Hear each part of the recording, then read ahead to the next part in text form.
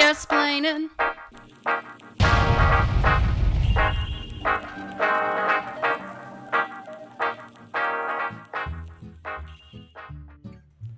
Shalom, everyone. Thanks for joining me today in this episode of Yasplain. We're going to talk about Yom Kippur, the Day of Atonement. We're going to look at this verse. This isn't going to be an all-inclusive teaching, but we're going to look at just this word kapparot from Kippur, where it's derived from Yom Kippurim, the plural form of atonements. The day at 1 mint, right? At 1 mint. So there's some significance there that we're going to take a look at here.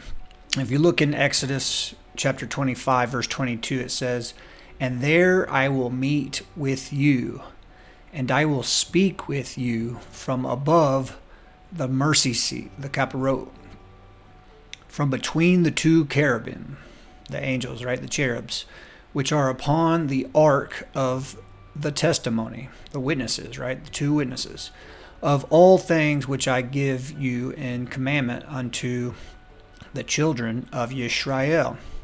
So just taking a look at this word, kapparot, it's actually the word kaf, pei, resh, tau. So the word ka, or the letter kaf in the Paleo Hebrew, looks kind of like an open hand. So you can think about coming into agreement, a handshake, right? It's the open hand. Pei is the open mouth. So that's where you make a vow, you make a promise, you make an oath, you confess, right? And then resh it's the head, it's the husband, the lead, the captain. And then tau is represented by the X, or the mark. That's where you sign your signature, or the cross. That's where the blood was given on top of the mercy seat, right? So there's some significance there. We see this tied into once a year during Yom Kippur. At one moment in time is when they would come together and participate in Yom Kippur on the 10th day of the 7th month. And this is an exchange, right? So you have an exchange of vows, but also the sacrifices of the animals, the blood being poured onto the mercy seat. So when mankind sinned, Yah said, "I will require the blood." And so had been an exchange between the animals taking our place in us, and then ultimately it was the Mashiach who stood in our place and got what we deserved, death, because if a man kills a man, he deserves death. So the whole world was guilty of sin and death, for every man has sinned. Every man who comes into the world has sinned. And so this is atonement is also the propitiation, in the Latin propitiato, right? It's a ransom, to buy back. So it's a giving of one thing in exchange for another. And so we can relate this is also related to the wedding time, right? So you go in, you say your vows, you confess with your mouth, "I will," "we do." This is the time when the husband and the wife are coming together, they consummate their love, right? And so on that night, they get together, the husband has sex with the wife, she bleeds, it opens up the womb, and through childbirth, we are saved, right? So this is a marriage covenant language here. And so we see the veil being lifted. There's a lot of parallels that we can draw from this. So the point is that during this time of Yom Kippur, this time of atonement, we confess our stuff that we've done wrong. We make sure that we right our wrongs, make sure we afflict our souls, we sacrifice. We are the living sacrifices, right?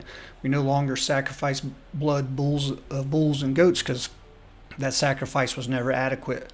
The animals didn't deserve what we deserve.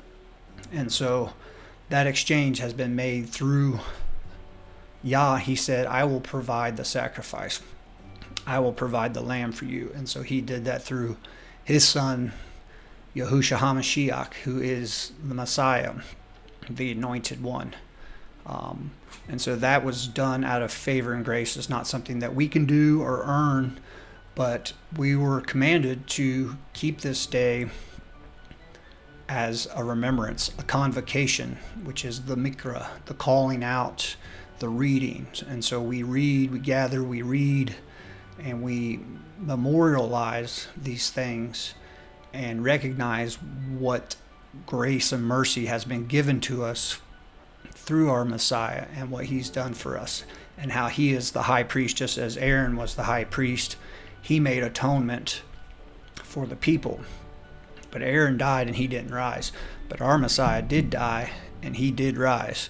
And so we have that everlasting covenant now, that on this day of atonement, this at one-ment, we come together united as like a husband and wife would, and the veil is lifted and we can see the glory, and we are forever with the Father. So, and this, what he says here in Exodus 25:22, he says, I will meet with you and I will speak with you. So the word, the tablet, the testimonies were put inside the ark. And so inside the ark is where his word is. And so where his word is where our relationship is with the Father. So we seek him through his word. We go to his word, and his word teaches us. The Holy Spirit, it tells us how to conduct our lives and how to love him and how to love others. And that's through his commandments. So just wanted to share this with you. And this is the time where we just kind of memorize what a great thing our Father has done for us, and that eternal sacrifice that was given for our lives. And we are living sacrifices. We are each individual lambs that we bring to the Father and sacrifice the things of our heart and our desire. Not our will, but his will. Right? So just wanted to share this little bit with you guys. So I appreciate you watching. Don't forget to like and subscribe, and definitely share. Sure love you. Bless you. Bye. Yeah, explaining.